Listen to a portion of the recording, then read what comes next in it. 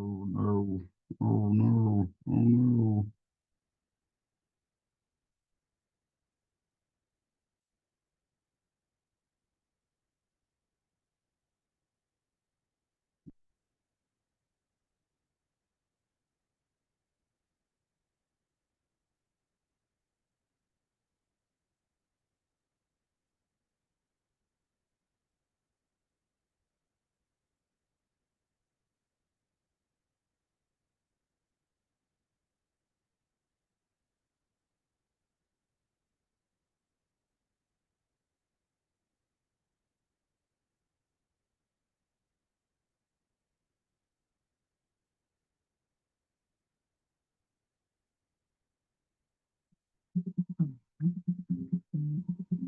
Good evening. Good. Hello, how you doing? How are you? Not too bad.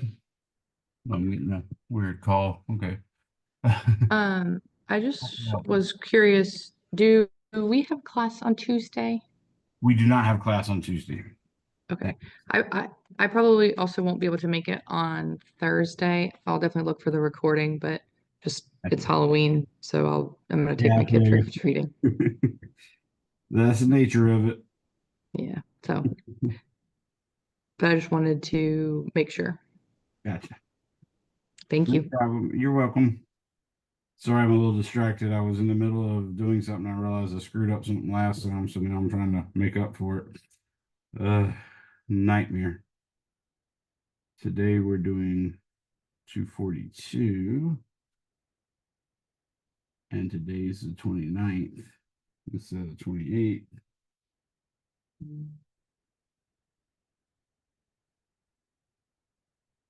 So that can kill that. That can kill that. Okay, now we're on the right page.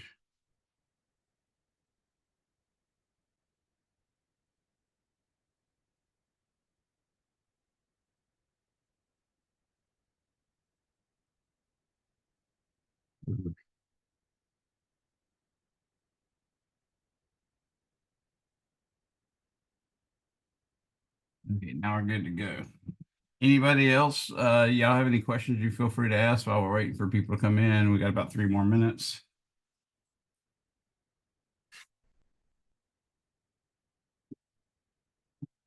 You won't miss too terribly much, even if we had class, Carter.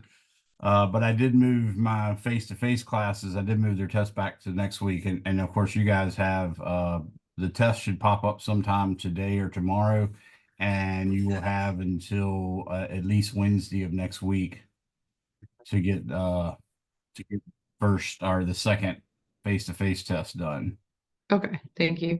And You just to make sure I want to make sure we have an online test, I think, affiliated with our online practice test. Yeah, and I haven't made it yet. That's why I haven't posted it, but I plan on posting it about the same time as I do the other tests, even though I'm going to make the online test due a little later. It gives you Okay. the option of getting it done beforehand, and feeling the confidence, or if it's just a stressor, then you just wait till afterwards. Okay. And but we don't have any chapter practice for 21 and 22, right? We just have the practice test for on 21 and 22. Let me double check that to make sure. I don't recall it being set up that way, but you may be right. Let's see if I screwed up. I just want to make sure like I don't miss something that's supposed to be done either. So like if it's going to be a practice test or an online test, I just want to make sure I don't miss any of the Yeah, so there is a work. practice test for chapter 21 and 22, but that actually includes 17 through 20 as well. Okay. So that's in the practice test right now. So that's definitely something you can do. And since I'm going to make the online test and the face-to-face test on the same chapters, I probably won't even make a separate practice test for it. You can just use that. Okay, that's perfect. Okay. So we can do the online test, the practice tests, and then the face-to-face test will be put up, you said maybe sometime tomorrow. Yeah, yeah, I definitely hope to have it done by Wednesday, but I ideally would like to get it done today even. Okay, perfect. Thank you. You're welcome. Hello, everyone. Looks like most of y'all are getting here now. Got 6 of you in here. Go ahead and chat me your first and last names, everyone. so you can have it roll. And you should notice that if you go into your modules in our Canvas course, you probably will notice that I have added more links. And I added a week 10. Let me double check. I think it's week 10. There I go with the yawning again. Literally, I hadn't yawned the whole time, and then all of a sudden I just start yawning. No, I don't know. Okay, so I'm looking, make sure I'm looking at the right class. Yes, I am looking at the right class. And it appears that no, I just imagined everything I just did. Okay, so that's different. Evidently, evidently I made another module, but just didn't post it. Okay, well, I'll do that right after class. And in fact, it looks like I didn't even post last week's. That's the problem with teaching the face-to-face and an online classes. You do one, you think you did them both, and you didn't. So, all right, it's now 5:21. We're supposed to start at 5:20, so I assume that's good enough. It does look like most of you went ahead and texted me or chatted me your first and last name. Uh, if you haven't, please do so. Today, we're working in chapter 24, which is on capacitors. And I'm starting off right off the get-go with showing you how to calculate what I call a paradigm. So there's like a three-step process where you use either Gauss's law or Coulomb's law. Ideally, you want to use Gauss's law because that's a lot easier, but you use Gauss's law or Coulomb's law to calculate electric field of something that's ultimately going to become either a capacitor or a part of a capacitor. So for instance, a infinite plane can become part of a parallel plate capacitor, whereas a coaxial cylinder is a capacitance. So that's what we're going to do. That's step one. You use Gauss's law or Coulomb's law to calculate electric field. Step two is you use V equals a negative V equals a negative integral of E dot dl to calculate the voltage difference between the positive portion of the capacitor and the negative portion of the capacitor. I usually go from the negative to the positive so that the voltage comes out positive. That also is a nice little check to make sure you're doing your surface integral, your path integrals correctly, because if you go from the negative plate to the positive plate properly, you should get a positive voltage. And then step three, once you have the electric field and you've established the voltage difference between the positive and the negative parts of the capacitor, you're supposed to use the defining equation, which is capacitance equals charge divided by voltage, to calculate the actual capacitance. So that's what we're going to do. And I'm going to start off by showing you that now. Again, I want to remind you guys that while I'm doing this stuff with Gauss's law, I'm showing you all the gory details so that you might better understand it. In practice, it should be done really quickly. The left-hand side of Gauss's law always has one term that is an electric field strength times an area. Sometimes you have more than one term with that, and then all the other terms will be zero. If you're not getting that, or if you feel like you got to do an integral or something like that on the left-hand side of Gauss's law, that's the closed integral side, then you've done it horribly wrong. Okay, it's supposed to be real easy, like so easy that they do it with the non-calculus based physics, and they just call it delta E times delta A. So you could look at it that way. The right-hand side, however, is Q enclosed over epsilon naught, and then you have to calculate Q enclosed. I want you guys to remember, it seems like a lot of students still aren't getting that dQ is either equal to lambda dL or sigma dA or rho dV. So I just want to remind you that often your charge on the right-hand side of Gauss's law, Q enclosed over epsilon naught, it's often just lambda times L or sigma times an area or rho times a volume. You don't have to do any more complicated stuff than that. So keep that in mind, and let's get started. I'm going to go ahead and share my screen with you guys, so at least y'all won't have to see me yawn anymore. Don't know why I'm yawning, but I am. There I go again. Yeah, that's awesome. I love it. It's great. Okay, so now I'm sharing the screen.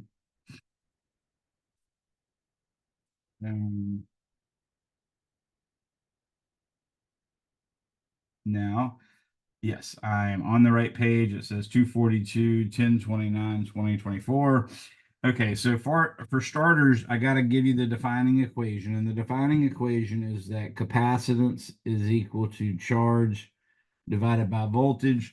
Of course, you also know that that means charge is equal to capacitance times voltage, and it also means that voltage is equal to charge divided by capacitance. Those are the three equivalent statements of the definition of capacitance. We're going to use the first one, C equals Q over V, to calculate the capacitance. But we're also going to use Gauss's law, which says the closed integral of E dot dA is equal to Q enclosed over epsilon naught. And we're going to remind ourselves that Q enclosed can equal the integral of lambda dL, or it can equal the integral of sigma dA, or it can equal the integral of rho dV. But in many cases, that is a lot simpler than that, and it's just lambda times L, or sigma times A, or rho times V. And the A could be like pi r squared, and the volume could be like, let's say 4/3 pi r cubed, something like that. So that can actually be what's happening with this for the for the actual volume and for the actual area. So keeping that in mind, let's calculate the capacitance of a parallel plate capacitor.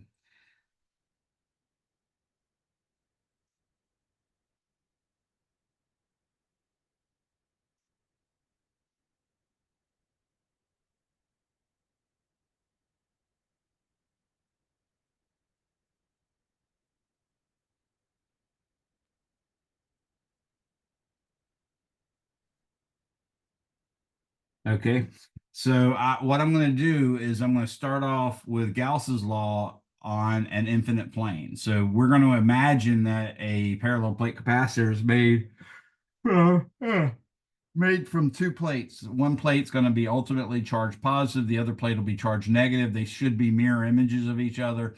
They should be so close together that the distance from any part within it to the nearest side is way less than the distance from any part within it to the edge. So if you're staying away from the edges, then that works. So to do that, I'm going to first off draw a plane that will recognize as an infinite plane. Obviously, it's not going to really be infinite because we can't draw something infinitely large. But I'm going to say the plane looks roughly like this.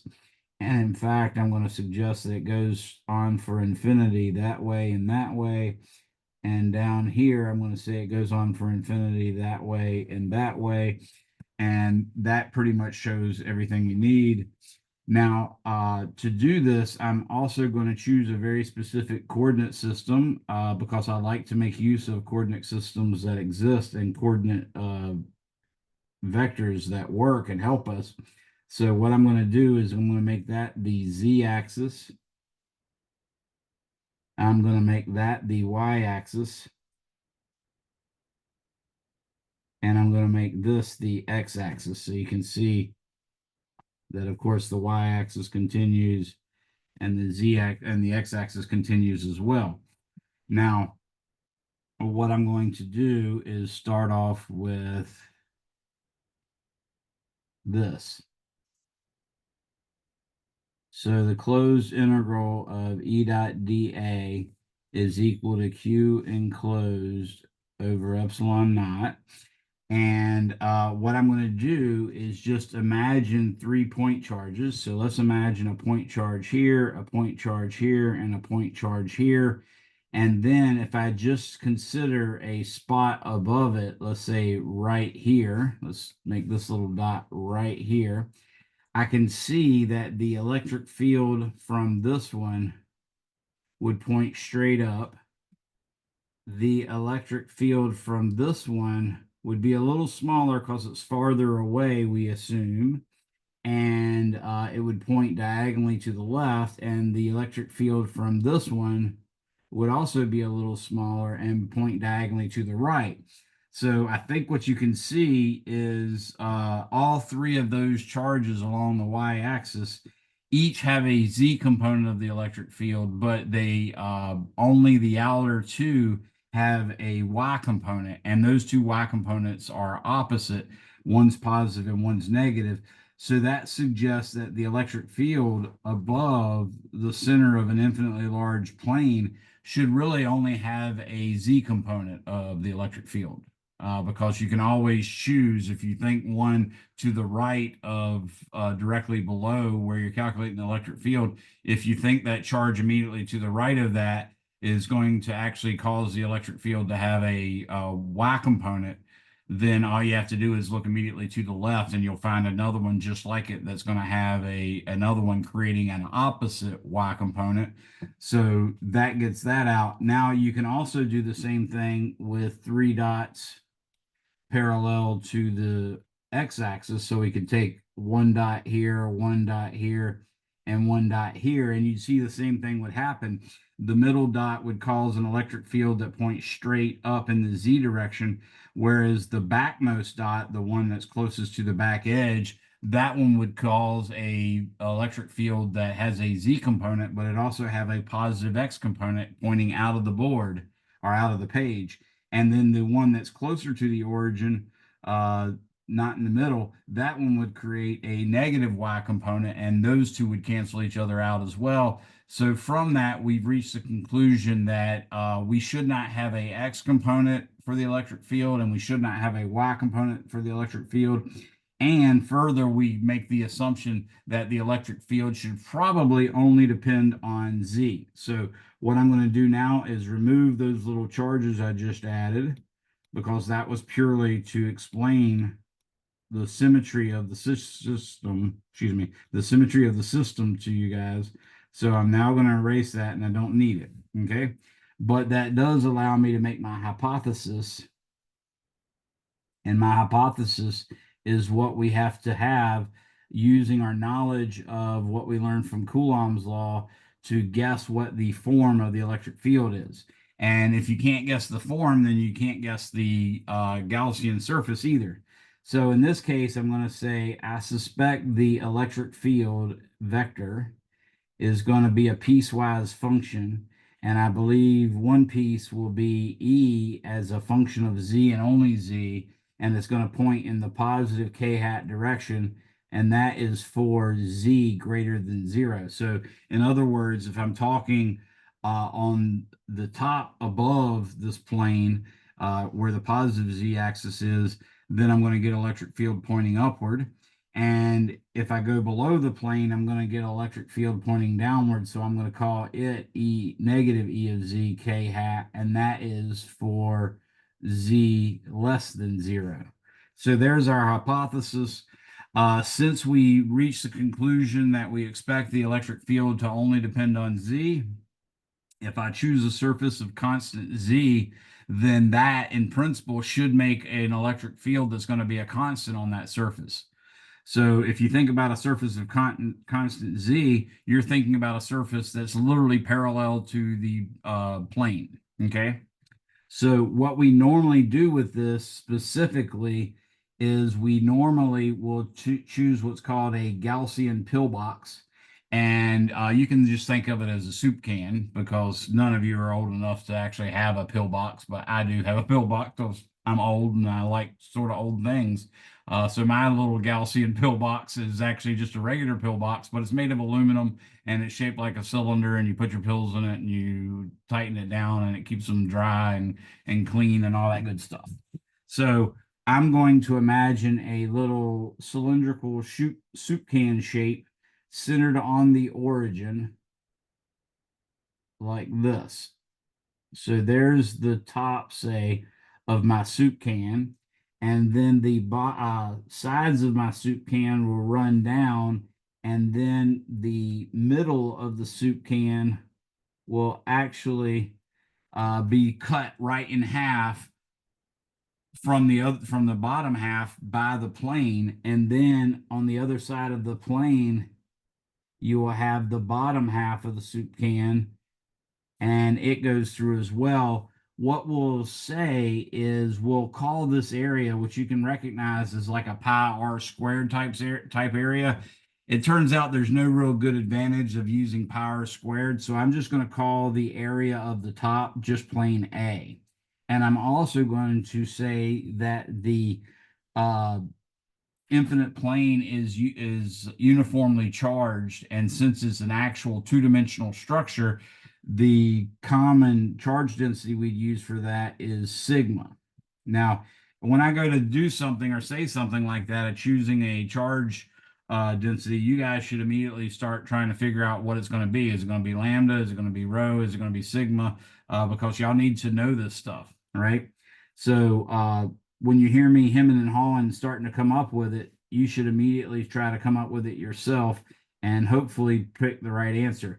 If you look now, I just drew some hatching inside of the Gaussian pillbox, and that's showing the area, and I'm going to call that area A. So that's the area I'm talking about.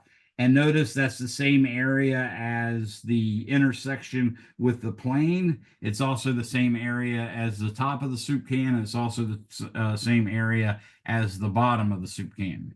Okay. Now, in doing this, we need differential area vectors. We need our dA vectors, which remember, there's no definitive way to define it as pointing up or down until you make it a closed surface. And then when you make it a closed Gaussian surface, then the standard is that we make the dA vector pointing as if it's pointing from the inside of the closed surface towards the outside. Or more specifically, it's actually outside, but it points still that direction as if it came from the inside and going to the outside. It's also perpendicular to the area. So if you look in here, I'm going to zoom in so we can make some sense of it. And if I'm thinking in terms of my regular everyday coordinates, I would be thinking about cylindrical coordinates for this particular shape. And that would mean this right here would be my dA, is that little rectangle I just drew. And the vector representing it would have a magnitude equal to that area. And I'd call that dA, and I'll put a T on it for the top of the soup can. And I'm going to say that's equal to dA K hat. Okay. Now I'm zoomed in so much that that writing actually looks quite big and fat, but hopefully it'll still be legible later. But you see dA top is some dA times K hat, and it points in the K hat direction as opposed to the negative K hat direction. Additionally, you might be thinking that there is a Gaussian surface, or excuse me, there is a uh, differential area element right here on the side, the soup label side, and you'd be right. Basically, this one goes like that, and this one goes like that, and then your differential area vector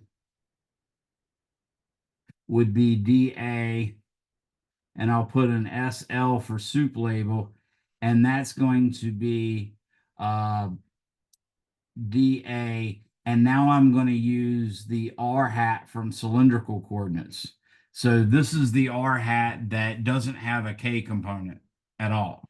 Okay, so that's why I specified it's from the polar or the cylindrical coordinates. And then, of course, down here at the bottom, you will have yet another differential area element, and it'll look just like the one on the top. It'll be like this, but it'll be pointing downward, and that means dA bottom is equal to negative dA K hat, like that.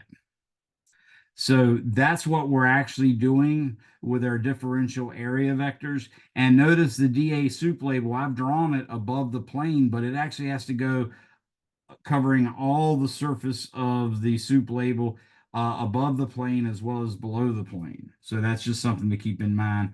Does everybody understand what I'm drawing on this drawing? I had to zoom in, so that could get it a little messy, but I want to make sure everybody understood what I'm drawing. Anybody have any questions about that? Okay. It might help you also to look at the vectors themselves as being separate from the actual differential area element. So I could do that here by just outlining the area vector in black, like that, like that, like that. Okay, so those are those area vectors. Hopefully that makes some sense to you guys. Now I'm going to start. Remember, Gauss's law is one of those weird laws where we sort of have to take an equation and we work out the left side, we work out the right side, then we set them equal to each other. So I've found the most efficient way of doing that is just state LHS, which means left-hand side, and then I write closed integral E dot dA. Okay. Now, what I need to see from you when you're actually doing this, I'm actually showing you a lot of stuff that you don't necessarily have to show me, but I do want you to show me that you know that you have to do three integrals here. Okay, because you have to do a surface integral for the top, you have to do a surface integral for the bottom, and you have to do a surface integral for the soup label. And again, not only do you need to know that, I need to know that you know which ones go to zero. Okay, so what this is going to become is the integral over the top of, now that's for z greater than 0, so I'm going to write E of z k hat, and now I'm going to dot that with dA k hat, because that's the differential area element for the top. Okay. Now I also have to have an integral for the bottom, so I'm going to write that sub b, and this one's going to be negative E of z k hat. I'll put that in parentheses. Then I'm going to dot that with the dA for the bottom, which again, you can't see it because I wrote it so small when I zoomed in. But if you need to look back at it, you can just look and say, oh yeah, it's negative dA k hat. So I'm going to write negative dA k hat for that one. And now I also need plus the integral over the soup label of, now in this case, we're going to soup label. So we're actually covering Z all the way up to the top and then all the way down to the bottom. So the electric field is going to be plus or minus E of Z k hat, like that. I'll put that in parentheses. And then your dA is going to be dA r hat, like that. Okay. But remember, this is the cylindrical r hat. So I will write that right here and just say r hat cylindrical. Okay. So that's just to remind you, it doesn't have any component in the K direction. That's important to know because you see you're getting ready to do a dot product of it with the K. Okay. So now the left-hand side is going to become E of Z, because on the top surface, Z is a constant, therefore E of Z is a constant, and I just get the integral over the top of dA k hat dot k hat, plus the same thing happens. Notice in the second integral, the B one, we've got a negative E of Z and a negative dA k hat. So those give us a positive. But again, Z is a constant on the bottom surface. So I'm going to write E of Z integral dA k hat dot k hat, which we know in both cases is just 1.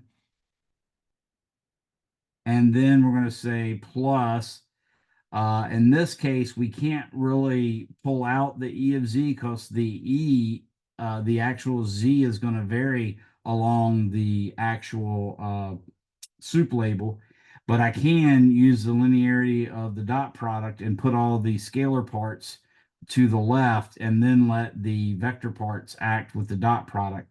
So I get k hat dot r hat and I'll just put down there cylindrical. And because of that, we know that k hat dot r cylindrical is 1 times 1 times the cosine of 90 degrees, which equals 0. Okay, so what this all gives me is that the left-hand side is equal to 2e of z times the integral of dA over the top. But as I told you, the area of the top is the same as the area of the intersection of the soup can with the actual plane, and then it's the same as the area of the bottom. So I'm just going to call it 2ez times a. So that's our left-hand side. So again, remember the left-hand side of Gauss's law, there should be one term that's probably going to be the magnitude of the electric field times an area. And then maybe another term might have something like that, but the rest of the terms are going to be 0. Okay. That's just the way it works out, and it should, because we're choosing highly symmetric problems. Specifically, you can't use Gauss's law to solve for the electric field, which is the way we're using it right now. We cannot use Gauss's law to solve for the electric field unless it's a spherically symmetric charge distribution, or a infinite planar charge distribution, or a infinitely long cylindrical charge distribution. If it's any beyond that, then we just can't use Gauss's law to do it. Gauss's law is still true. We just can't use this neat little trick to work it out. Now I'm going to do right-hand side. And here's the part that's concerned me. The right-hand side is supposed to be Q enclosed over epsilon naught, but I'm getting a lot of students not necessarily being able to easily tell me what Q enclosed would be on this particular setup. So can anybody tell me what I should use for Q enclosed?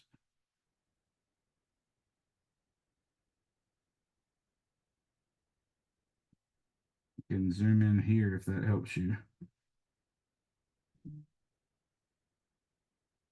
Anyone? Let me turn on the comments, the chat, so I can see that, just in case anybody tries to type it as opposed to just saying it out loud. It looks like no one has tried. Okay, so up here at the top, I said Q enclosed is normally one of these integrals, but remember those integrals are moot if the lambda or the sigma or the rho is a constant, and the lambda, the sigma, or the rho is a constant whenever the object is uniformly charged. So this one is a uniformly charged plate. Can anybody now tell me what to put on the numerator of the right-hand side?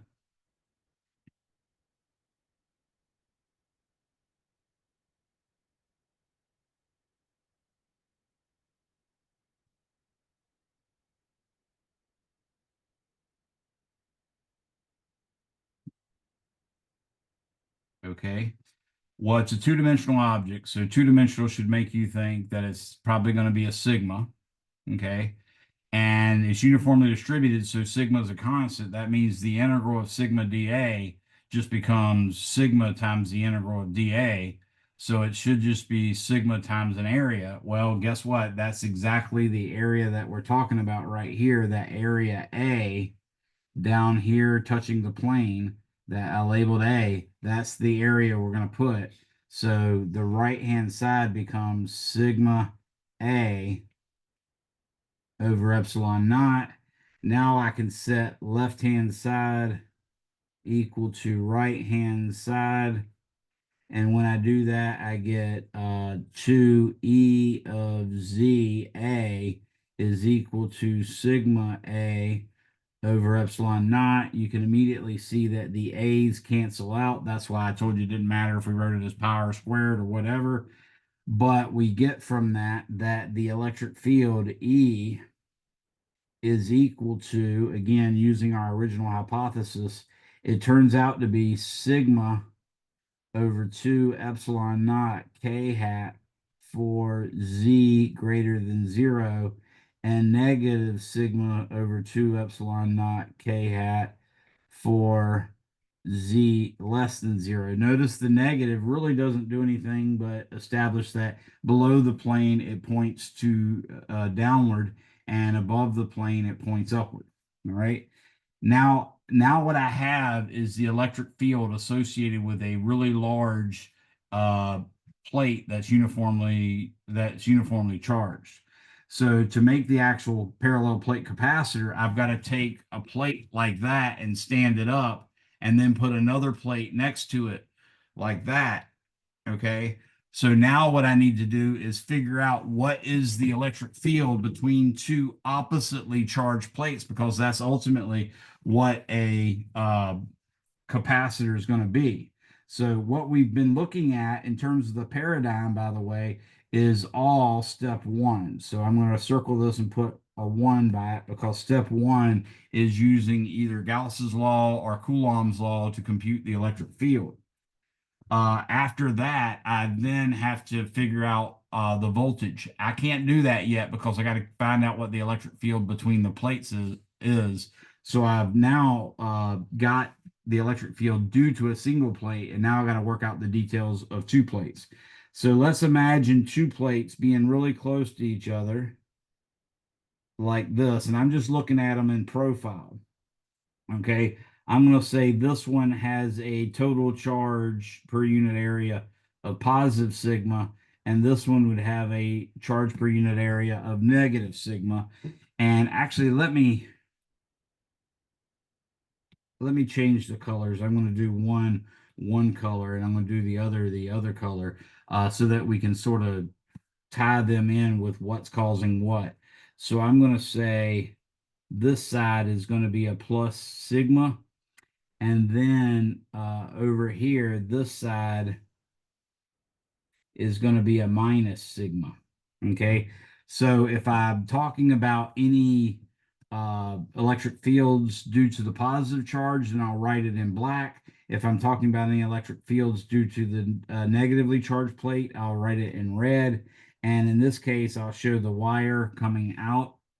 Actually, I'll do the wire as a unrelated color so we won't get confused with that. So that's the two wires that we have. Now, what I want to ask you guys is if we're just thinking about the positive plate, in which direction will the electric field point as a result of that positive plate right there between the plates? Will it point to the right, to the left, up, down, down and to the right, down and to the left, up and to the right, up and to the left? Anybody? So we're talking about the black plate, and it's positively charged, and that dot, that black dot, is where I want to know the electric field. Is it pointing to the right, to the left, up, down, so on and so forth? Anybody? You said that black dot's a positive field? Yeah, the black plate, the black line is the positive plate, and the Hmm. dot is between the plates, but we only care about what the positive plate's doing there. So I want to know what the electric field due to that positive plate is. Is it, or which direction does it point?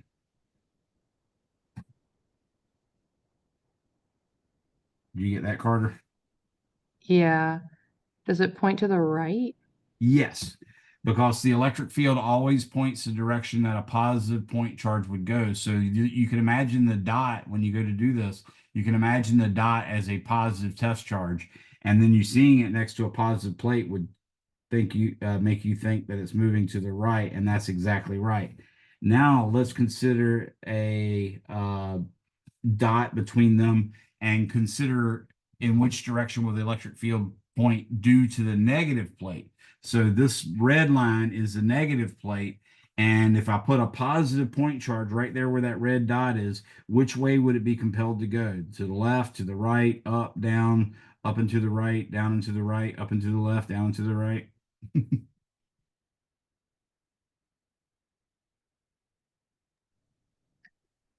It would move, the negative point charge would move to the left, right, towards the positive plate.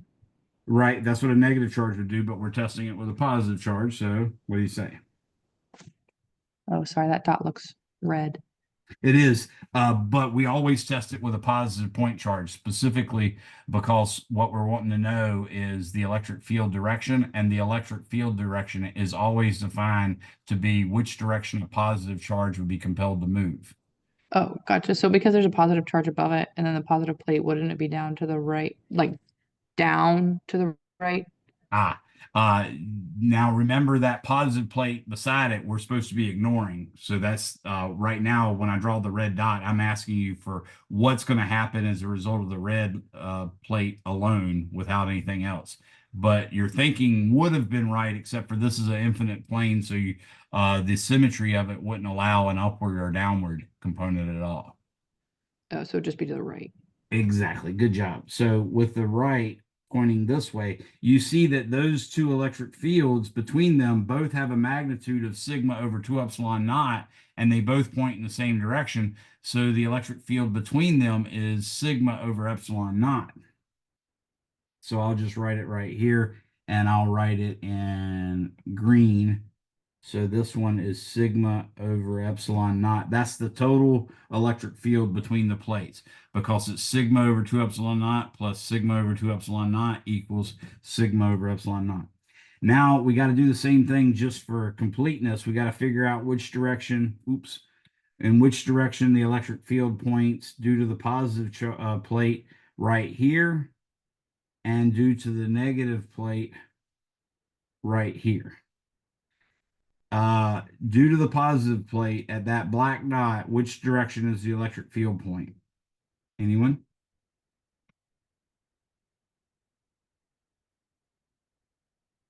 Remember, the black plate is actually a positively charged plate, and we're putting a positive test charge where these dots are.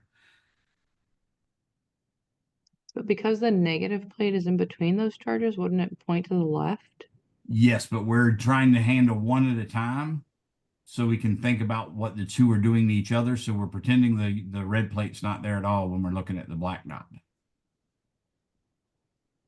So then it moves down Uh, or now, up.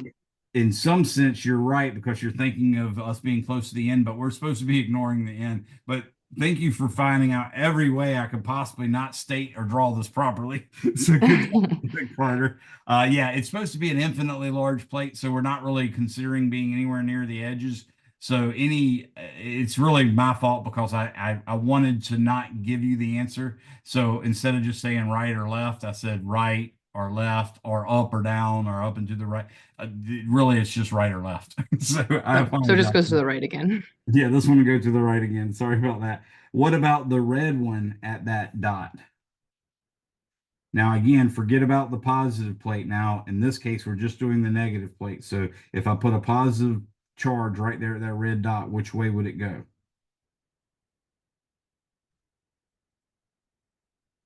The black plate's not there. To the left. To the left, exactly. And remember, they're the same magnitude. The electric fields were literally sigma over 2 epsilon naught, had no z components whatsoever, so or no z dependence whatsoever. So they're exactly the same side, and they're canceling each other out. So E equals 0 on this side. Now I'm going to do the same thing on the other side. I'm going to put a black dot and a red dot, and you guys tell me, which way does the black arrow point on the black dot that I just drew?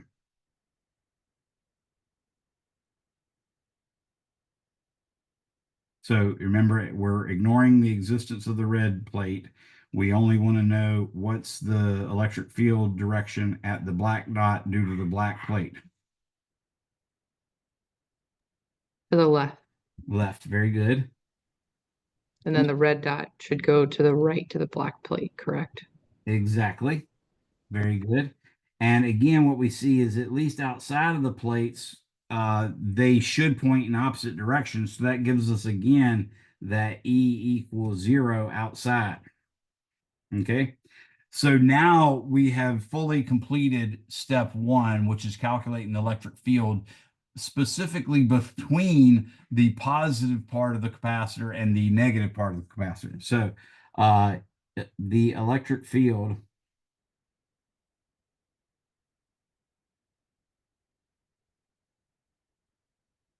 between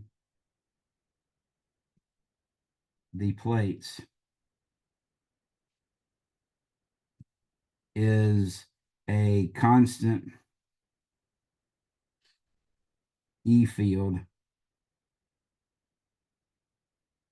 E equals sigma over 2, or excuse me, sigma over epsilon naught. Okay, so we finished step 1.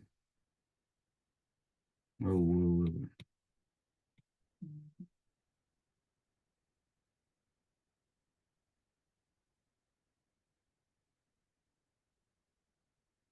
okay, now what I want to do is imagine that parallel plate capacitor. I'm going to put it in a coordinate system because step 2 requires me to use delta V equals VB minus VA, which equals the negative integral of E dot DL, like that. We're supposed to use that to calculate the voltage difference between the negative plate and the positive plate. Everybody hear that wording? We're supposed to use in step 2 delta V equals the negative integral of E dot DL to calculate the voltage difference between the negative plate and the positive plate. So what I'm going to do is draw another coordinate system. This time I'll draw it in green, like so. Okay. And what I'm going to do is I am going to say that the red plate is aligned right along the y-axis, say. And not only that, I'm going to say the x-axis points to the left, and that's just because that's what we're doing. Okay.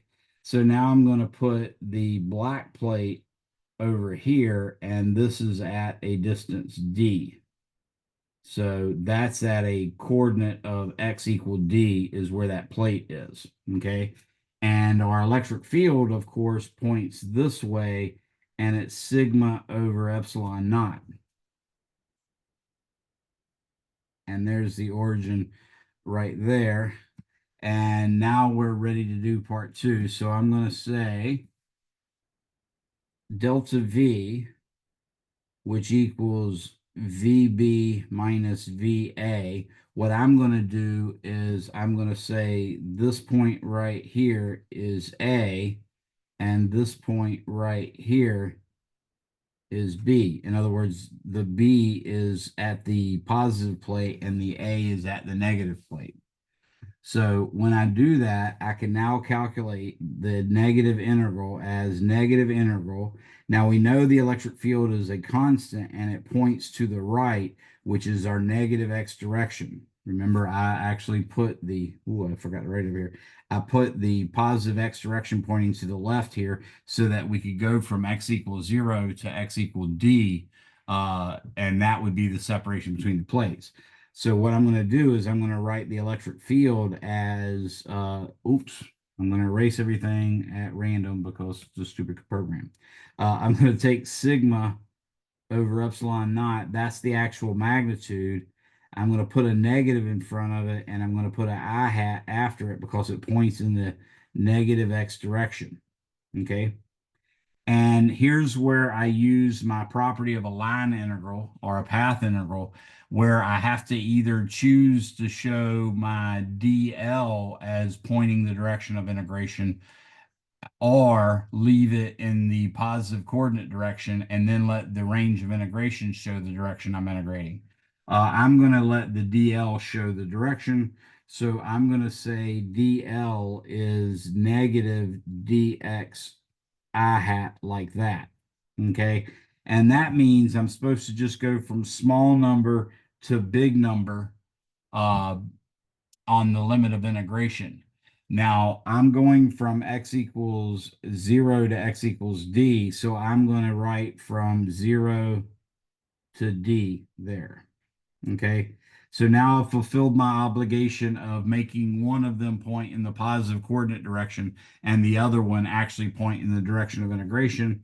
You can see the two negatives inside, the negative on the E and the negative on the dx.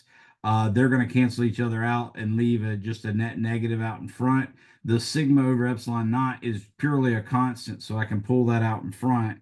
And I'm going to say negative sigma over epsilon naught integral from 0 to d of dx. And now here I'm using the linearity of the dot product and writing the dx, the sigma, and the e to the left of the vectors.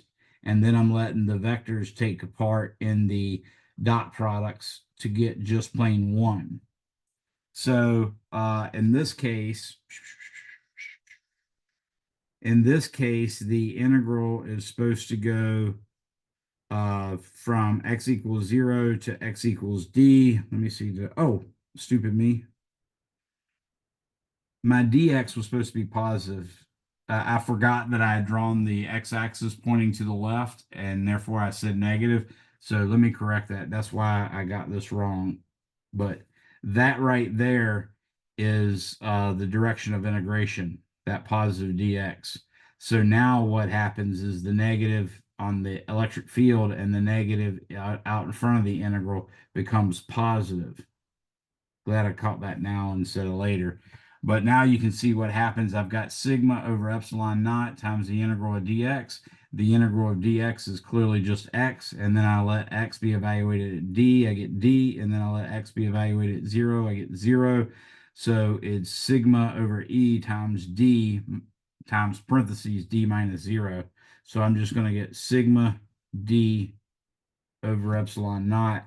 And that's consistent with what we found earlier. Earlier, we found that when you have a uniform or constant electric field, then the voltage is the electric field times the distance. And in this case, we literally have the electric field, which is sigma over epsilon naught times the distance. So now I've finished part 2.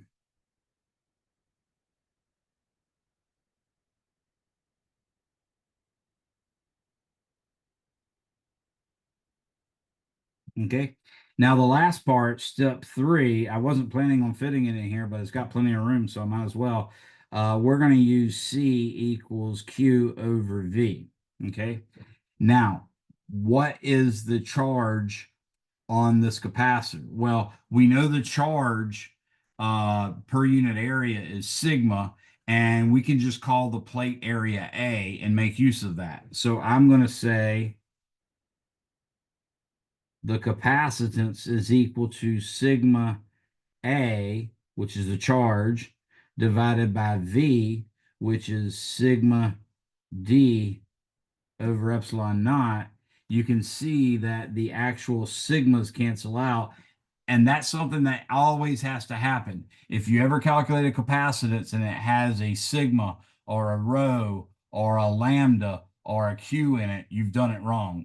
The capacitance is a geometric quantity that should only depend on things like area of the plates, distance between the plates, mathematical operations on them numbers, and things like that. In fact, from here, we can see that the capacitance of a parallel plate capacitor is in fact C is equal to epsilon 0 A over D, and that's our final answer. Okay. So that process, that 3-step process, is what I was referring to as a paradigm, something that you have to be able to do to convince me that you are capable of completing this class and therefore deserve to go on to whatever class this might be a prerequisite for, or whatever major this might be a prerequisite for. So everybody follow that? Anybody have any questions?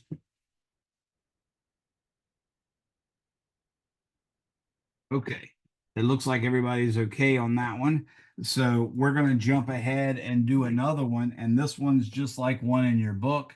Your book, in fact, does a cylindrical capacitor that is actually what we call a coaxial cable. And we're going to do that now. So if you looked at example 24.2, you'd see roughly what we just did.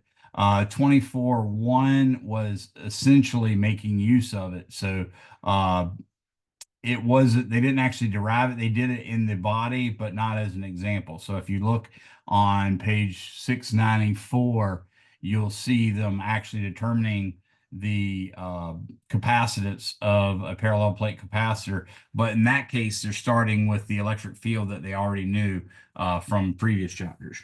So let's go on to example 24-2. So I'm going to say example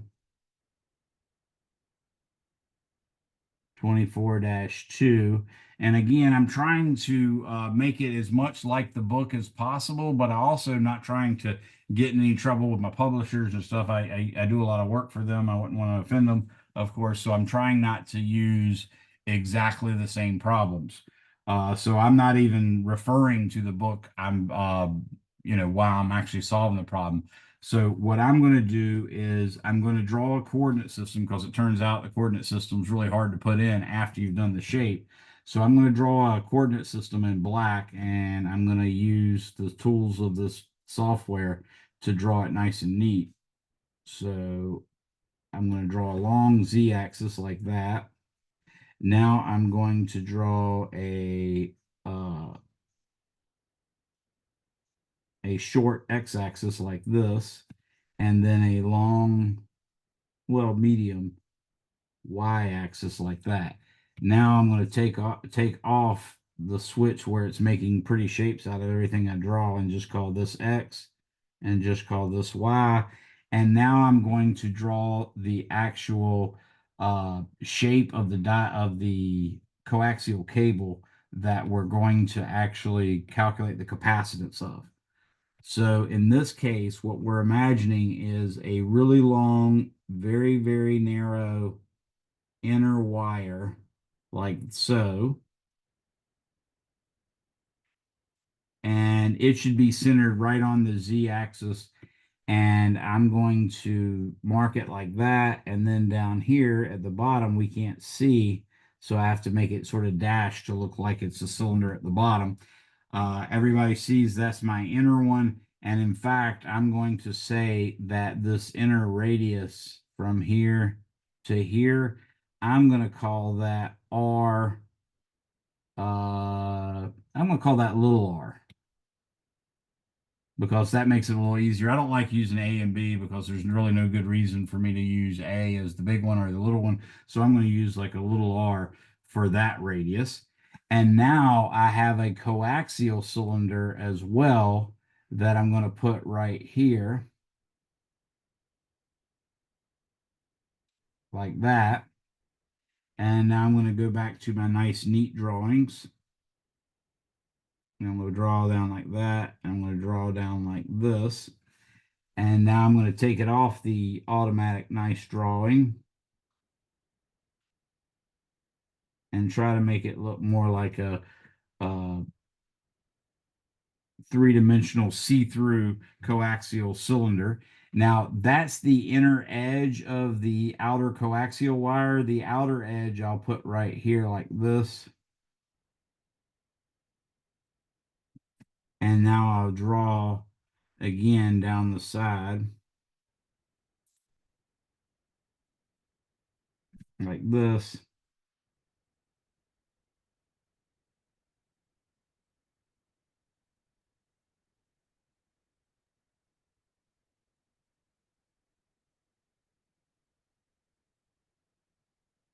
And something like that. Okay, now I'm going to call this other radius right here to the inside. I'm going to call that capital R. I do not need to know the radius to the outside edge. Okay. But I'm also going to say that this distance from here to here is L. And I'm going to say that the inner guy has a charge of plus Q, and the outer guy, the inner surface of the outer guy, has a charge of negative Q, and I'm going to say the charge is uniformly distributed.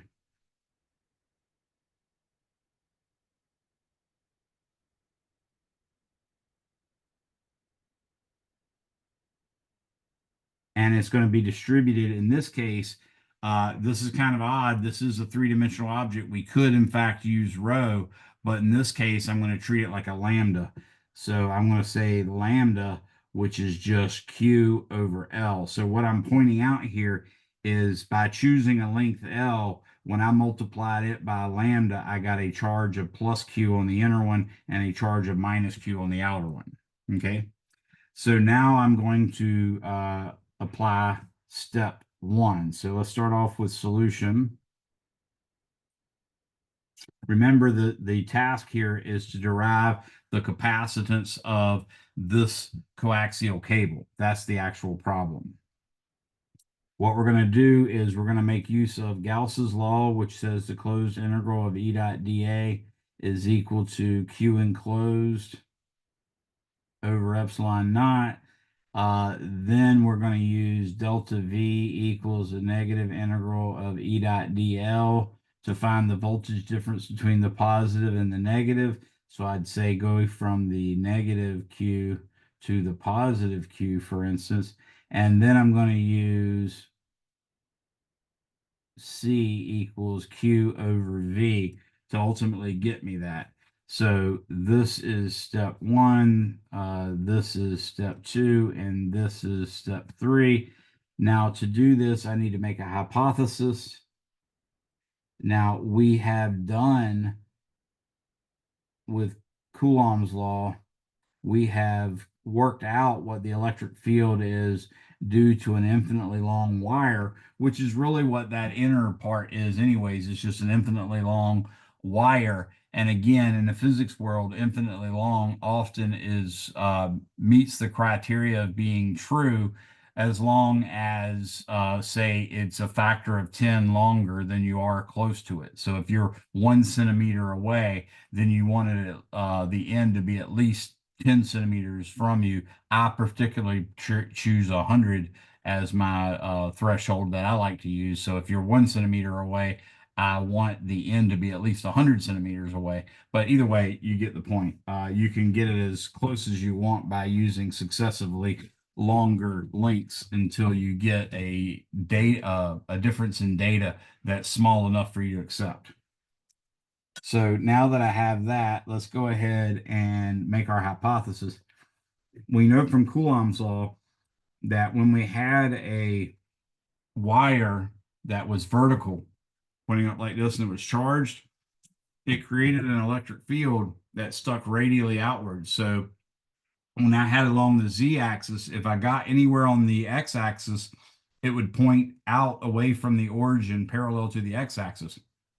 If I got anywhere on the y-axis, it would point out away from the origin parallel to the y-axis.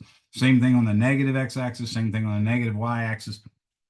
So we know that the electric field just points radially outward from this sort of axle that is the wire, okay? So with that in mind, I'm going to say that the electric field E is equal to some E of R, and it's going to point in the cylindrical R hat direction. So I'll write CYL again there. I'm going to just say that's E of R hat, but I just want to put the CYL there so everybody will recognize that this is the cylindrical coordinate R hat, which doesn't have a K component. In fact, specifically, if you want to know, R cylindrical is actually cosine theta, or excuse me, R hat cylindrical. That's got to be a hat there. Let me fix that real quick. So R hat cylindrical is cosine theta I hat plus sine theta J hat. So notice it has no K component. That's the main thing that you're recognizing. All right. Now, with that, we have to draw a Gaussian surface. So for my Gaussian surface, I'm going to choose purple as the color to use. And I want one that has a electric field that's constant on the surface. So I notice that my hypothesis suggests the electric field should depend only on R. So if I fix a constant R then that would give me a shape on which the electric field should be a constant. And a shape of constant R would be like a toilet paper roll or a paper towel roll. So I'm just going to imagine a concentric cylinder around the inner cylinder like that. And now I'm going to continue that straight down because it's going to be all the way down, and continue that straight down again.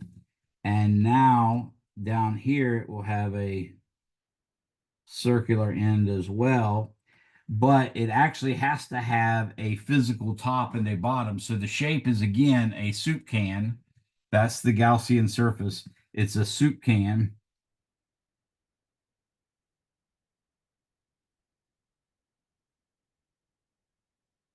Now, if we were solving this problem in general just to find the electric field, I would want to have a Gaussian surface with r smaller than little r, so I could find the electric field inside the little wire. And then I do it for r bigger than little r, but smaller than big R for the space in between. And then I do it again for bigger than big R, but not as big as the outer radius. That would find it inside of there. And then I do it for bigger than the outer radius. But in this case, I only need the electric field between the positive and the negative part. So I only need that one Gaussian surface. Okay. And it's a cylinder whose radius is just plain R. Oh crap, that's the problem with using R.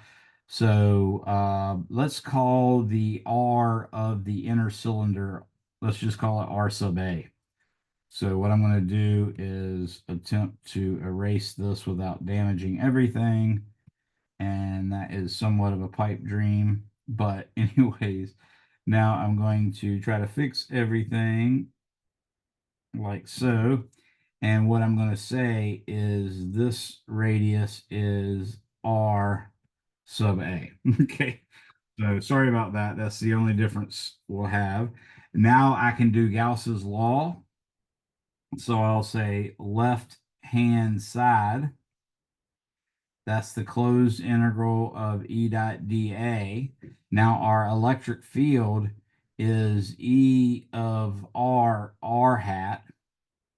And then our differential area element, we're going to first integrate over the top. And as you integrate over the top, you can see that I'll have various radii R, and therefore the E of R is not a constant, so it has to stay in the integral. And then the differential area element points straight up like it did in the infinite plane case. So I'm going to write this as dA k hat like that. Now I also have to have an integral over the bottom. That again is going to be E of R, where R is actually changing, so I can't pull that out in front. And it's going to be dotted with negative dA k hat, because at the bottom, the a vector pointing out would point downward. And then we also have to have the soup label part. So I'll say plus the integral over the soup label of, in this case, it is just E of R, and the R is a constant, so it really can come out in front. And that's going to be dotted with dA R hat, again, the same cylindrical R hat. So just like we did before, what we're getting that's different is we're doing the exact same shape, but when we did the infinite plane, the top and the bottom were the terms that turned out to not be zero, and the soup label gave us zero. In this case, the top and bottom give us zero, and the soup label is the one that actually gives us an electric field. So just keep that in mind, and that's part of what you need. I need you to show me. I don't need you to tell me all the details, but I do need you to let me know that that's a three surface Gaussian surface. It's got a top, it's got a bottom, and it's got a soup label. And I need to show me that you know which ones go to zero. So continuing on, I'm now going to get the integral over the t of E of R dA R hat dot K hat, which gives me 0, plus the integral E of R, and actually that one I should probably say minus because there was a negative in it. So I'll say minus like that. So that's E of R dA r hat dot k hat. And again, that's 0. And then the other one, I get really lucky because the E of R can come out in front, and I just get the integral dA. And of course, that's r hat dot r hat. So that time it becomes 1. And that's basically it. So now I can say that the left-hand side is E of R times, now I'm going to calculate the surface area of that Gaussian surface soup label. Now, if I were to run a X-Acto knife straight down the soup can label from the top to the bottom, parallel to vertical, if I did that, I would cut out a piece of paper that would be rectangular. The width of that rectangle would be the circumference of the soup can, and the height of that rectangle would be the L. So it turns out that the radius is, in fact, 2 pi r times L. So that's the actual area that we're using for the soup label. So you got to know that that's what it is, and therefore your final result for the left-hand side should be E times 2 pi r L. Now I'm going to do the right-hand side, and the right-hand side is Q enclosed over epsilon naught. Now, notice enclosed means I only need to count the part of the wire that's inside the Gaussian surface. So in principle, we know this blue wire continues up the z-axis and down the z-axis. We just looked at a chunk that was a length L and took that, but in reality, it goes infinitely far, at least in principle. Okay, so what we have to figure out is how much charge is exactly inside of that purple Gaussian soup label surface. So can anybody give me a formula for what the charge enclosed would be?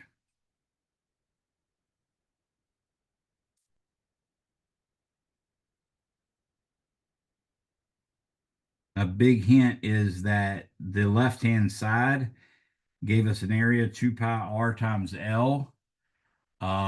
Those L's normally don't appear in the final formula, so you might think there might involve an L in the left-hand side. Or excuse me, the right-hand side. So anybody have an idea for Q enclosed now?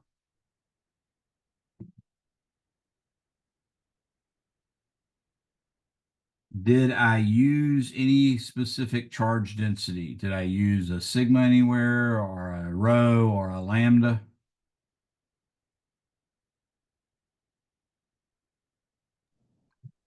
The lambda. Right. So what do you think?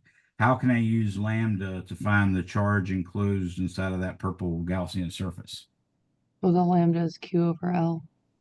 The lambda is Q over L, and I want the Q, so I'm going to do what to the lambda to get the Q? Multiply it by L. There you go. So the Q enclosed is going to become lambda times L, and we have lambda times L over epsilon naught. Now I can set left-hand side equal to right-hand side. Good job, by the way. And that gives me E of R times 2 pi R L is equal to lambda L over epsilon naught.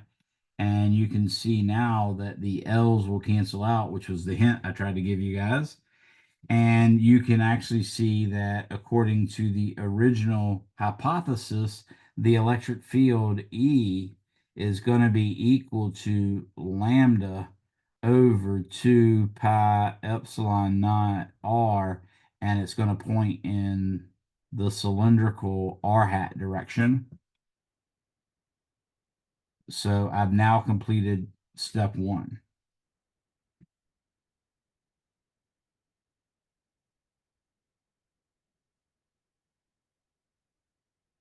Anybody have any questions on that part?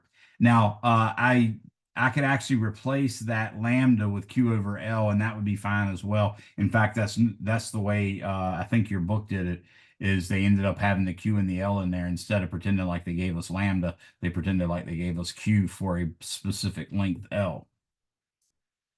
All right, so now I got to do step 2, and step 2 is making use of writing in red, 2, I use delta V, which is going to be VB minus VA is equal to the negative integral of E dot dl. That's what I use. So I can now compute delta V, and I'm going to go from specifically from the outer edge of the inner tube, the inner wire, to the inner edge of the outer shell. Okay, so I'm going to say negative integral of, now I've got to put in the electric field equation. So the electric field is lambda over 2 pi epsilon naught R, and that points in the R hat direction. That's going to be dotted with my DL. I'm actually going to integrate from the inner radius to the outer radius. So that's in a direction of increasing radius. So this is one of those ones where both, no matter which way I did it, it would have the same look anyways. So what this is going to be is a positive dr in the R hat direction, and I'm going to integrate it from RA, which is the smaller value, up to big R, like that. Okay, so now I've chosen to make the positive dr R hat indicate the direction of integration, but it still would have been the same answer if I didn't. So that's why it doesn't matter at all. I'm now going to pull out the lambda over 2 pi epsilon naught and the negative. That'll give me negative lambda over 2 pi epsilon naught. Now what I have left is r to the negative 1 power dr and times r hat dot r hat, which equals 1, of course. And we're going to integrate that from RA to capital R. And the integral of R to the negative 1, remember when you take the, when you normally integrate, you add 1 to the exponent. If you ever get 0 when you're doing that, you know, oh, this is the case where I have to use the natural log. So what's going to happen is I'm going to have negative lambda over 2 pi epsilon naught. The integral of dr over r is the natural log of r, and then I have to do the log of r evaluated at big R minus the log of r evaluated at RA, but the difference in logs is the log of the quotient. So I can reduce this to the natural log of r over RA. Now,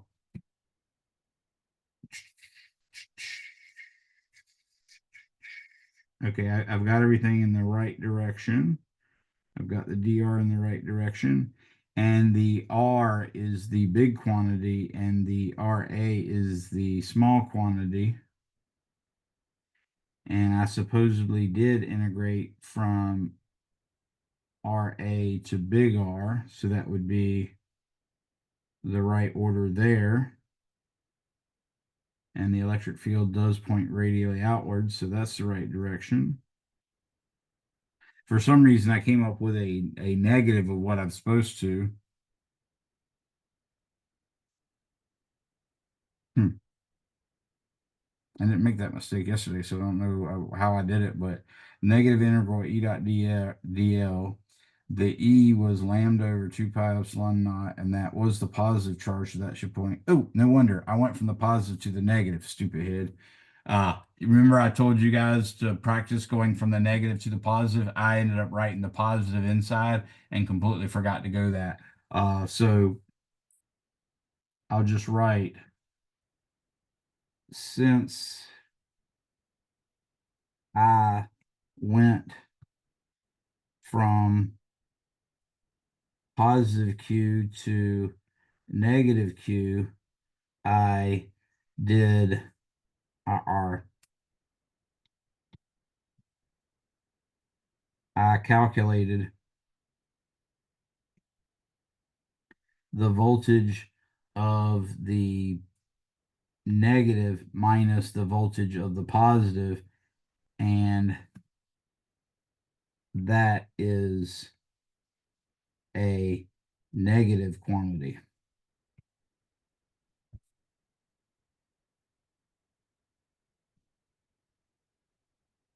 because V positive is greater than V negative.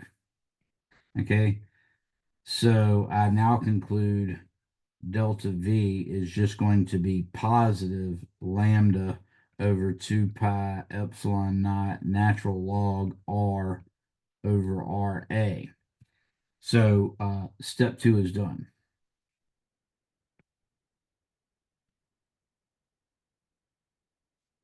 Now step 3. Step 3, I'm using C equals Q over V. That means C is going to be Q. Now Q is supposed to be lambda times L. Then V, of course, is going to be lambda over 2 pi epsilon naught, and then times the natural log of R over R times R sub little a. Now you can see what happens. Oops, I didn't mean to erase that. You can see that the lambda cancels out. Remember, I told you if you get anything like a lambda, sigma, rho, or q that appears in the formula, you've done something wrong.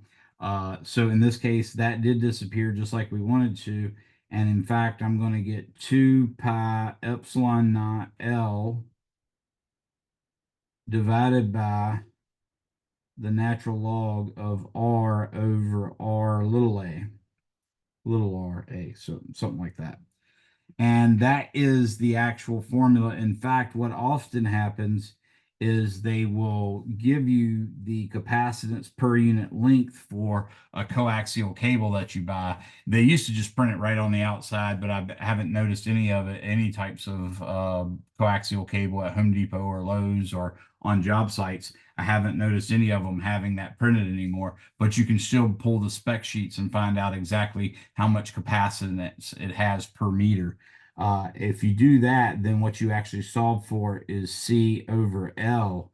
And in that case, you get 2 pi epsilon naught over the natural log of R over RA, where big R is supposed to be the radius to the the inside of the outer cylindrical shell, and little RA is supposed to be the radius of the outer inner shell, or of the outer inner cylinder, the outer radius of the inner cylinder.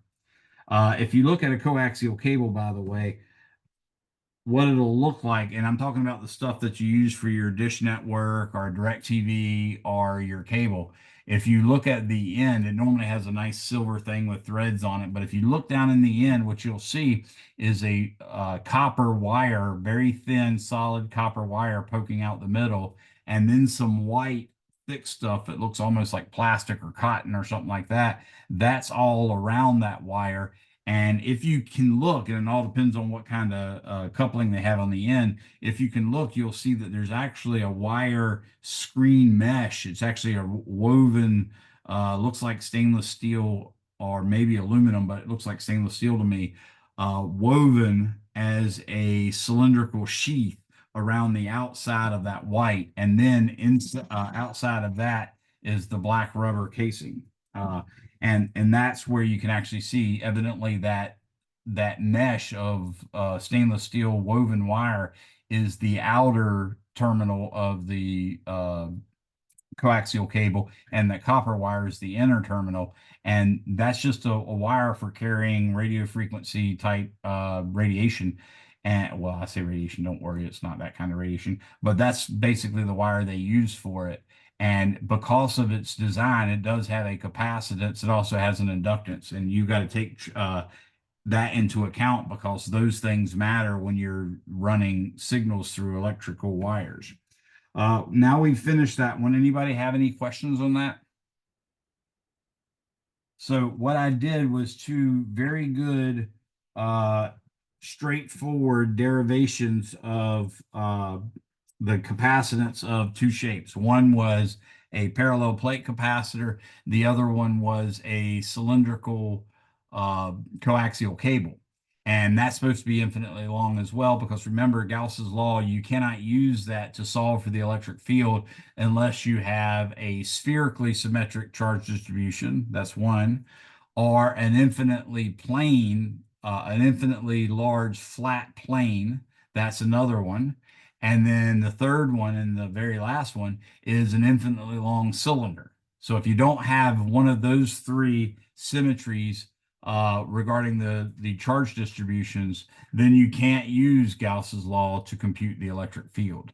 If you do, though, then you can use the Gauss's law, and you're every time going to use exactly the Gaussian surfaces that I use. So you know that if you do an infinite plane, you're going to use a soup can, a Gaussian pillbox, if you will. But with the infinite plane, only the top and bottom matter. If you're going to do a infinitely long cylinder, you're also going to use a soup can, but this time only the soup label surface matters. The top and bottom end up integrating to zero. And then thirdly, if you're going to do a spherical charge distribution, your Gaussian surface is going to turn out to be a concentric sphere, just like the Gaussian soup can was a concentric cylinder on the infinitely long coaxial cable or wire. So the same thing here, they have to have the same center, but it will be a sphere in the case of a spherical charge distribution. Anybody have any questions on that? Okay, so that's two, like I said, really robust, thorough explanations of it. I did put in your module for this week. I'm going to update it because it seems I didn't write in last week, so I didn't copy it over, and I didn't do this week. So I'm going to put both of those in. But this week will be week 10. You'll see it by the date. It'll say October 29th to like November 4th. Okay. If you look in there, there's going to be a link or several links to videos, and that's where you're going to find ones to help you with this, some of which include just specifically these 3-step problems. So you guys have a good one. Make sure you chat me your first and last name if you haven't already. I know one student came in, Valentine. I think he came in and he's from another class, so I at least had him, but I'm waiting until the last person leaves. So if anybody has any questions, go for it. Everybody else, thanks for coming, and I will see you next time.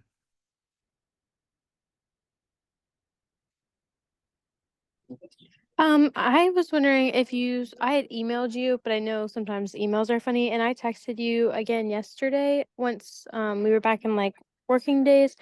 My practice test never reopened. It didn't.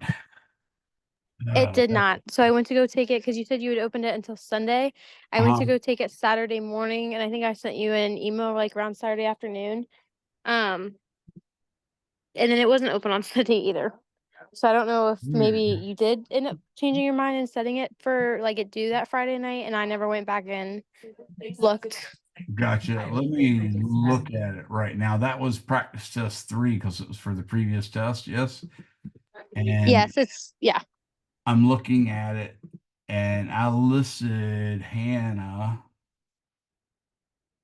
Yeah, I got you with your last name, and it was supposed to be good till October 27th.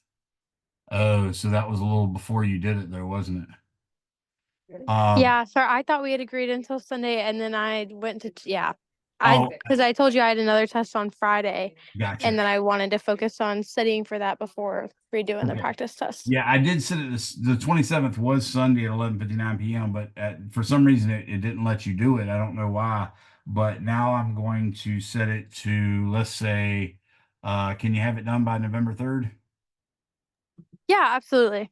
Okay, so I'm gonna put 11:59 November 3rd, 11:59 November 3rd. If you text me with something like that when you're in real time trying to take the test and it doesn't work, go ahead and call me. It's cool. Okay, I'll recognize it from the text. That way, if I ever miss your text like I did Saturday or Sunday, whatever day it was, you won't get burned from it. So yeah, just go ahead and give me an actual phone call if that happens. Okay, are you comfortable with me calling your cell phone? Is that Yeah. okay? Yeah, the Okay. cell phone. That's what I mean. Yep. Okay, I will do that next time. Thank you so much. I'm sorry. All right. I'm sorry for screwing it up for you, but yeah, hopefully that takes care of it. Awesome. Thank you. You're welcome. Bye, Hannah. Bye-bye. Hey, Valentine, what's happening, bud? Hey, Benedict, that's what it was. Yeah, I got you. I'm sorry. I was your last name is Valentine, isn't it? yeah. So Okay, gotcha. it's, At least I remember part of the name. That's pretty good for me. You know how much of a goober I am. Yeah, I remember yesterday you were with somebody else. I don't remember their name either, but I remember you were struggling with someone's name. Yeah, I'm But yeah, all no, it's all. wise name. How can I help you, sir? There's a few problems I want to go over from one of the practice tests. Okay. Did you get my text or my message email, by the way, that I'm pushing the test back to Monday? Yeah, I saw that. Is there any way I could still do it Wednesday, or is it not possible yet? Let me see. I can figure out a way to do it. I mean, I have to get you to go like to a testing center or get one of my colleagues to administer it, but if you're okay with that, we could possibly figure a way to do it. What's going on? Are you going to be gone Monday or something? well, not exactly. It's just the weekend. I won't really have a lot of time to study. So, Oh, see, like, yeah, that actually makes it worse for you instead of better, huh? yeah. Well, But I'll try to get. I'll let you know first thing tomorrow. Actually, no, you've already had your lab. You had your lab. No, yeah, you had your lab yesterday. Yeah, yeah. so I was going to say when you come in the morning, I'll send you a text message or excuse me, I'll send you an email tomorrow morning and let you know if I manage to get it. I'll try to get a version made for you by tomorrow morning. But if I can, I'll let you know tomorrow morning as well by text. So if you, by email. So just watch your email and be prepared to take it. If you get an email, then be prepared not to take it. Sorry. Okay. All right. I appreciate that. Yeah. I mean, if you don't get it, that's fine, because that probably means I wasn't right to take it yet. So Okay, it's all yeah. good. We'll look at the bright side. Yeah. Thanks. Okay. So I still don't really know how to share my screen, but you There's know how supposed to to get be it. something down at the bottom of the window that says share. Uh, and I'll say multiple participants can. Do you see a little green box or anything like that? No. How about something that says more? More. Okay. You might be able to click in that and you might find share the screen or something there. Yeah, I see. Are you on a phone or an actual computer? I'm on a phone. Okay, you might not have the option. I'm not sure, but Yeah, I don't see it in more. So, okay. but You didn't see it there. And do you see any like headings or anything where you could click on view or edit or window or anything like that? I see one that says, oh wait, here it says share. It's a little gray box. Screen. Let's see.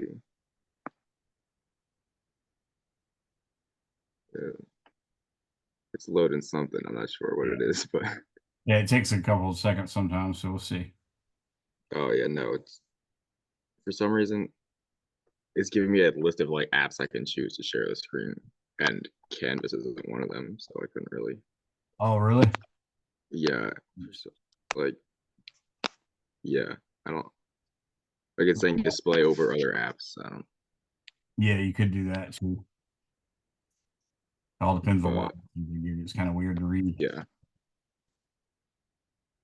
well, I mean, I could read it out to you if you Okay. that works. Is this from one of your practice tests or one of your actual tests or what? Yes, yeah. I can actually pull that No, up it's a practice on my test. side. Let's see. In Oh, fact, I okay. think I might have your class even opened up. I do.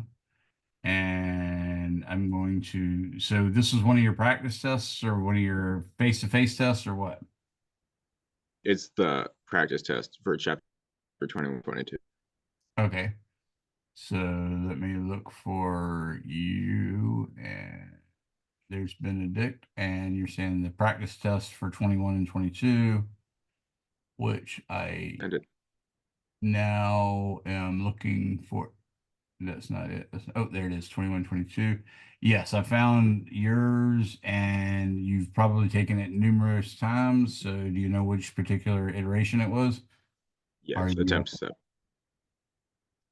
it's the what? Attempt 7.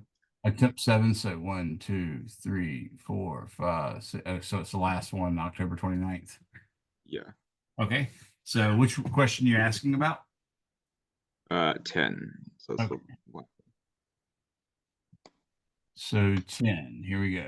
It says a a non-conducting sphere of radius r equals 7 centimeters carries a charge of 4 millicoulombs distributed uniformly throughout its volume. At what distance measured from the center of the sphere does the electric field reach a value equal to half of its maximum value? Okay, so I think what you'll realize, gotcha. So I think what you'll realize, and you sort of did because I can see what answer you did, but when we did a sphere, we actually did a non-conducting sphere with Gauss's law, and what we had to do was I used the idea that it was uniformly distributed to say that the rho, which is charge per unit volume, was a constant. So that meant total charge Q over the total volume of the sphere, 4/3 pi big R cubed, is equal to Q enclosed over the little sphere that we enclose in a Gaussian surface, which would be like 4/3 pi little r squared, r cubed, like that.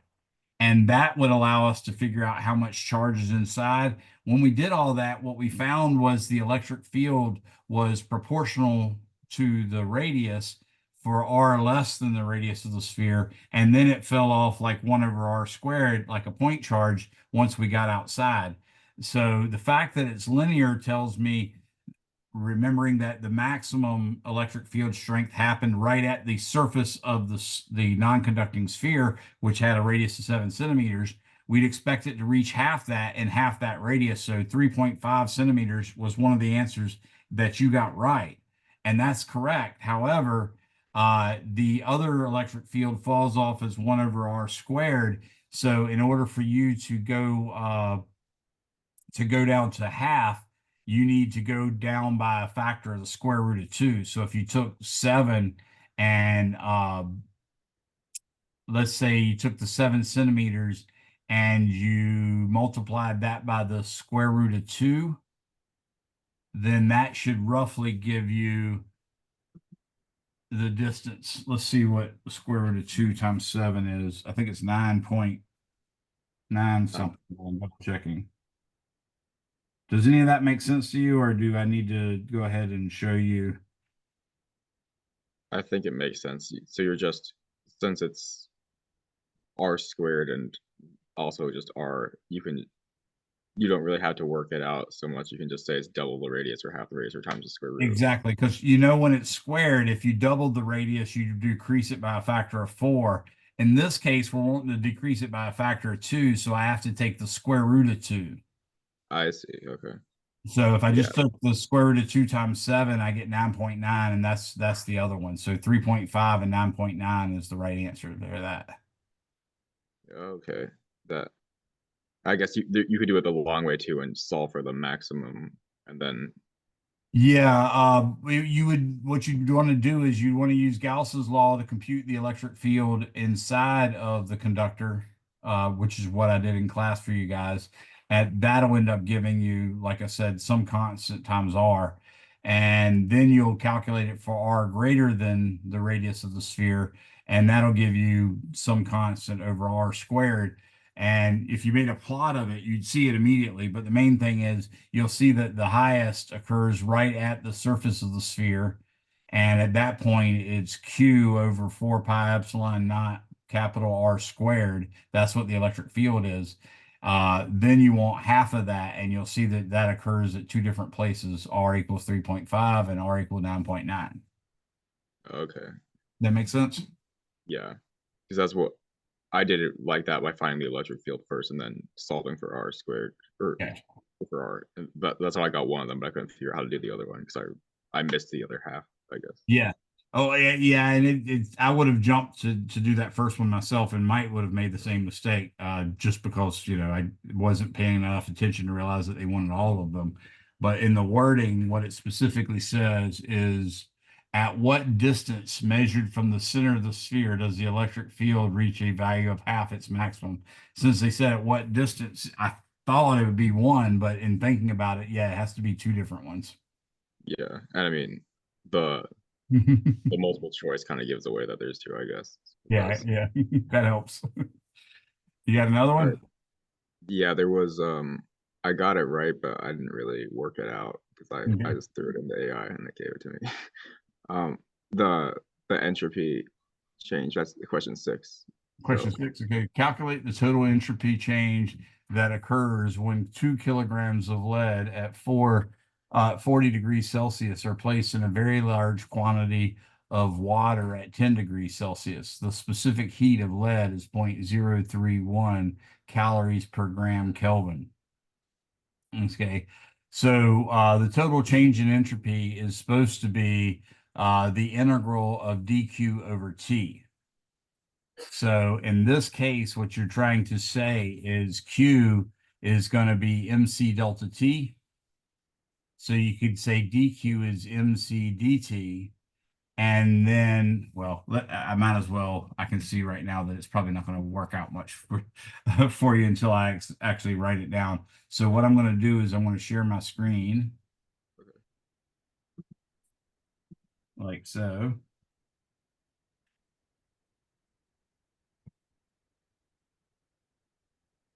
Okay, what we have is it turns out ds is equal to d bar q over t.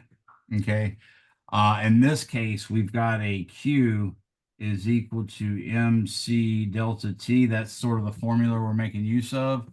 And what we're looking at is the total entropy change. So we had 2 kilograms of water. So MH2O equals 2.00 kilograms.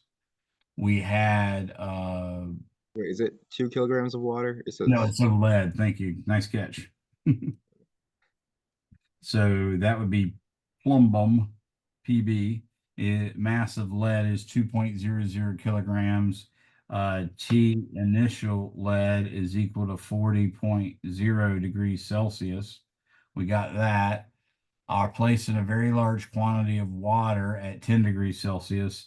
So T initial water is equal to 10.0 degrees Celsius. And the specific heat of lead, so CPB, is equal to 0.031, and that's calories per gram Kelvin. And that's a lowercase c, by the way. It looks like I wrote a capital C. Okay, so what's going on here is the water is going to actually be heated up and the lead is going to be cooled down, and we need to figure out what both of those are doing. Okay, so when you go to do this, you can say the change in entropy delta S is equal to the integral of ds. Okay, that's going to be in this way. I think I can do it this way. I'm going to say whoa, Nelly. I'm going to say the integral of mc dt over t is equal to mc times the natural log of, now we're going to take it from t1 to t2, say, so this would be the natural log of t2 over t1, and that would be the change in entropy for either one. We just have to figure out what the actual temperature of the two things would be. Now, when we go to solve this, we need to find out what the actual final temperature would be. So we're going to go ahead and do a calorimetry problem.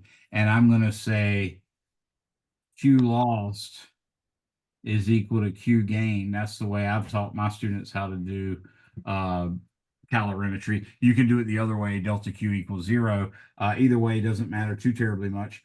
But in this case, the lead is losing all the heat. So I'm going to say 2.00 kilograms of lead times 0.031 calories per gram Kelvin. And that means, of course, that I've got to probably change that kilograms to grams, which would be 2,000. And then times T final, which will be the one we don't know. And that'll actually be a lower temperature. So I need to put that second, because the rule is when you use the Q lost equals Q gain, all the terms are supposed to be positive. So I choose the higher temperature first and then the lower temperature second, even though delta T is normally supposed to be final minus initial. That just keeps it positive. So I know the lead's going to go from 40 degrees Celsius to something colder. So I'm going to say 40.0 degrees Celsius minus T final. And then the same thing's going to happen. Go ahead. It doesn't matter that's in Celsius because it's just they're the same scale of. Yeah, exactly, because you're doing a difference in temperature. Now, the hard part of this is actually the fact that you don't really know what the mass of the water is, but what you do know is kind of nice. Specifically, they're hinting at you when they tell you calculate the total entropy change that occurs when 2 kilograms of lead at 40.0 degrees Celsius are placed in a very large quantity of water at 10 degrees Celsius. So you can imagine like a lake or something. So the water is actually acting like a heat reservoir. So its temperature is not going to change at all. Oh, okay. Okay. Now it is going to absorb some heat, so we won't have to do that. But because of that, I know that the final temperature is going to be ultimately just the temperature of the lake. But that being said, I don't have to do this anymore because I just realized they didn't give me the mass of the water. They were telling me, hey, this is going to be a heat reservoir. So I'll just stop doing this because it turns out we don't need to, because we know the final temperature is going to be 10 degrees Celsius. So now I'm going to say delta, I'll go back to blue. Delta S for the lead is going to be equal to the M and the C. That's going to be 2,000 grams. And I guess that's one of these is not a sig fig.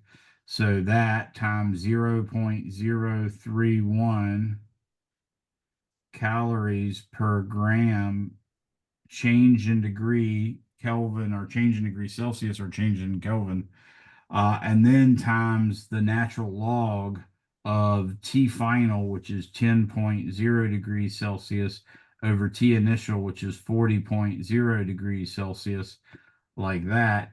If I do this calculation, I really need my glasses. That's 2,000. That's 2,000 times 0.031 times the natural log of 10. Let's do a parenthesis. 10 divided by 40. Close parenthesis. That gives me negative 8.595.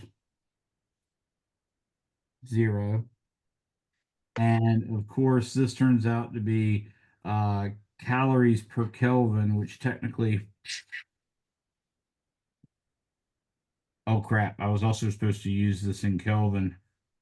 So scratch that temperature for a second. Let's erase this part. I also want to convert that calories here to joules. Did they even give it? Yeah, they did give us in joules. So what I know is 1 calorie, whoa, Nelly. What I know is 1 calorie is equal to 4.184 joules, like that. And now I'm going to take that times the ln of 40, or excuse me, the final temperature is 10. So that'd be 273 plus 10 would be 280. Be 283.15 Kelvin over. The other one would be 30 degrees higher than that. So that would be 313. Yeah. 313.15 Kelvin. So now I can take my 2,000 times 0.031 times 4.184 times the natural log of 283.15 divided by 313.15 in parentheses. That gives me negative 26.1238 joules per Kelvin. We only had 3 sig figs really or we only had 2 sig figs, so these are all extras. That's the delta S for the lead. The delta S for the water is actually given by delta Q over T when we have such a simple case. In this case, we know the actual heat that was lost is actually equal to MC delta T, but in this case, the heat is gained. So I'd have to change the sign, and then and that's the delta heat T of the lead. So I'll put the P's down there, and then that'll be divided by the temperature of the water. So this is going to be 2,000 grams times 0.031 calories per gram Kelvin degrees or Kelvin change, and then times, in this case, the temperature. I've got to make it positive because heat is being added to the water, so that should be a positive quantity. So I'm going to have to do 40.0 minus. Notice I don't have to put it in Kelvin here because the difference between the two temperatures is the same whether I'm using Kelvin or Celsius. So degrees Celsius minus 10 here. If you take 313.15 minus 283.15, you should get 30. 283.15 minus 313.15, just checking my arithmetic. Yes, you get a change of 30, and that's exactly what I get when I do 40 minus 10. So that's why I can actually do that. That being said, it's all going to be divided by the temperature that the water remains the whole time, which is 283.15 Kelvin. So doing 2,000 times 0.031, also times 4.184, because I got to convert it to joules, of course. So times 4.184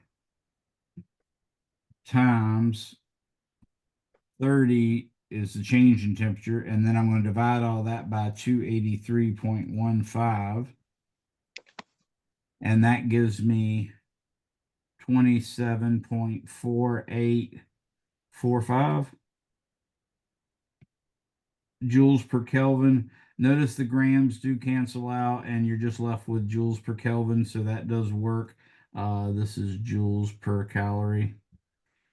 So now delta S total is equal to delta S lead plus delta S water, which equals negative 26.1 joules per Kelvin plus 27.5 joules per Kelvin. 27.5 minus 26.1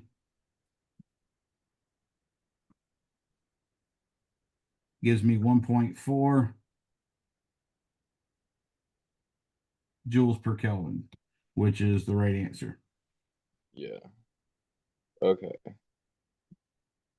This is a lot more involved than just Yeah, it takes an actual full calculation, and that's actually beyond the scope of what I told you guys you needed for this test on entropy. So you can ignore that far as one to focus on studying for the test. I don't do a full coverage of chapter 20, so it'd be nice if you learn how to do that. That's a good thing, and it's something if you go in engineering, you're going to need at some point to know how to do. But right now, I'm not going to test you on that because I just wanted you to have a rough estimate of what the second law of thermodynamics was. And basically, all I asked you to do is be able to calculate coefficient of performance and efficiency and Carnot efficiency and state the various versions of the second law. So that was Okay. all sort of required of you in that. Well, that's good then, because I've got all the electric fields to focus on. So, Well, I think I'm gonna have to split my. It sounds like my supper's ready. Do you? Is your last? Do you have another question that's quick, or is it kind of a long, detailed one? no, it's pretty quick. It's just Okay. there's like some questions that like have the like find the electric field of a disk. Mm-hmm. But the way the book does that is that it involves like it uses an answer from the electric field for a ring and then it integrates that, which Right. means in order to do that I have to already know the The electric formula field for of a the ring. electric field of a ring, right? So am Yeah. I just expected to memorize those, or No, they expect you to know how to do the ring so well that you could do it again and then use that to do the actual disc. oh, okay. If they actually numbered it, the equation in Gene Coley, which I don't think they did, that usually means that's an equation that you can use later.